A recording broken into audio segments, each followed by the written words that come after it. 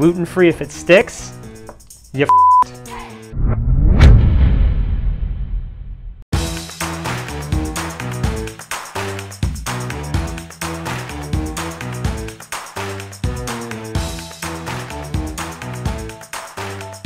So my exquisite wife, Jen, loves these things. And in 7 years of gluten-freeness and all her celiac diseasiness, hasn't been able to have them. Now, I've never understood what she sees in them. Well, that's kind of gross. I really don't like it. Especially because there's 18 ingredients in these. Really not good. It's really not. Including, but not limited to, palm oil shortening, amylase, lipase, soy lecithin, and TBHQ, which stands for tertiary butyl hydroquinone. Tertiary butyl hydroquinone. I don't know if I'm pronouncing that right, but you know what they say. If you can't pronounce it, maybe you shouldn't eat it. You should at least look it up. So this recipe is super easy. It's got 5 ingredients with the water, and it's all gonna go in the food processor. Now you don't have to use a food processor. You can use a stand mixer. You can just use old school beaters if you want. Cheese goes right in here.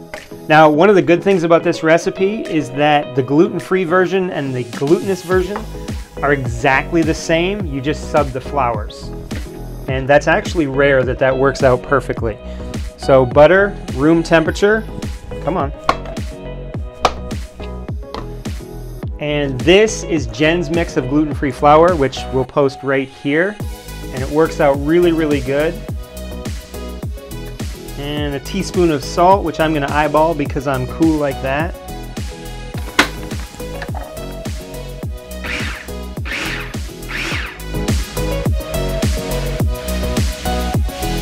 Now I should mention that I don't usually use orange cheese because the orange is just food coloring, and that's basically bullshit, but because those ones look orange, I'm using orange because orange. A little bit of ice cold water. It's 1 to 2 tablespoons. It really depends on the flour that you're using. So I do about a tablespoon to start.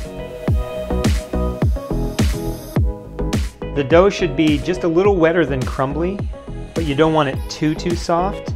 I'm gonna split this in 2 and roll them up in balls, but you don't have to. I just think it looks cool. I see why Jen keeps asking for these because they're actually way better than the ones out of the box I just had. So I'm gonna go ahead and wrap these up and put them in the fridge for a ½ an hour.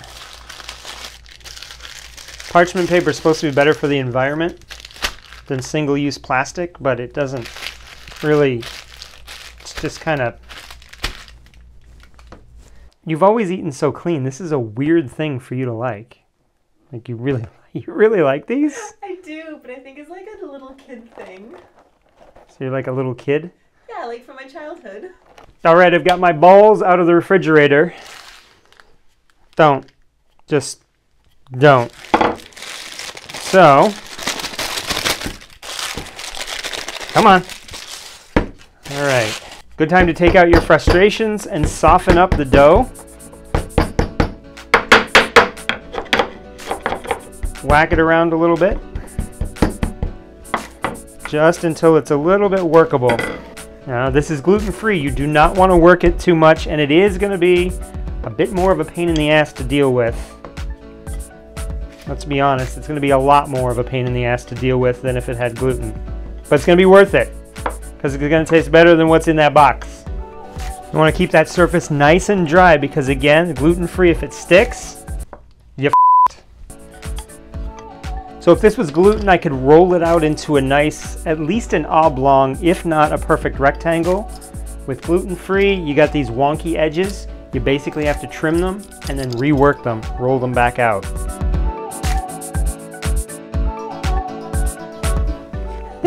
It's such a mess. That just made it worse. Hey, did I say food processor or processor earlier? I don't know. Okay. That's my Can American. Well, what do you normally say? I don't know what I normally say. So just say it. Food no, I can't. Food processor. They're both good. Because I grew up half in the States and half in Canada. So process. I think it means the same thing. I don't know. Speaking of that, I'm going to cut these into 1-inch squares. I have no idea how many centimeters that is. What is it? Like 2? 2.5 to 2.24, something weird. 1-inch squares.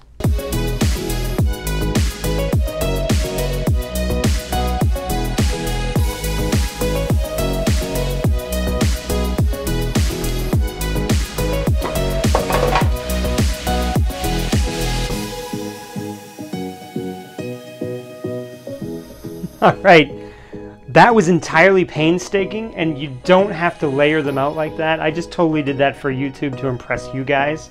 But now I'm gonna poke a little hole in each one to release the air, plus make it look more like the packaged goods. Just gentle.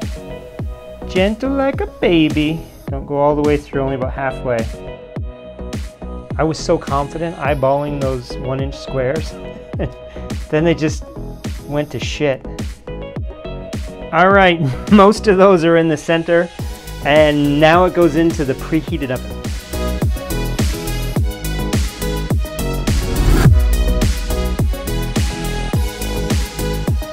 All right, I don't know why I thought after they cooked they'd be more uniform and square, because I messed up the cutting of them a little bit, but they look the same as when I put them on.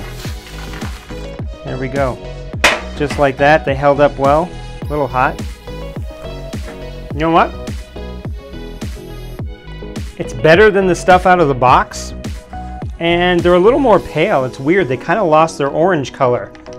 Now I have actually made these before and they held the orange color, so maybe it depends on the cheese. I'm not exactly sure, but you try. You're the expert. And They're really good. They're way better than the box. They're better than I remember. better than you remember, but it's been 7 years? 10 years. 10 years? Okay. But only 5 ingredients, not 18, and there's no TQHB or TBHQ or any of that garbage. And you know what? I still don't like them. But they are better. But I still don't like them. So I will link the recipe down below if you're into this sort of thing, and you can also get it on adamcookseverything.com. I don't know why I'm still eating these. Subscribe if you've got nothing better to do. And I'll see you in a few days. You're gonna have to eat all of these.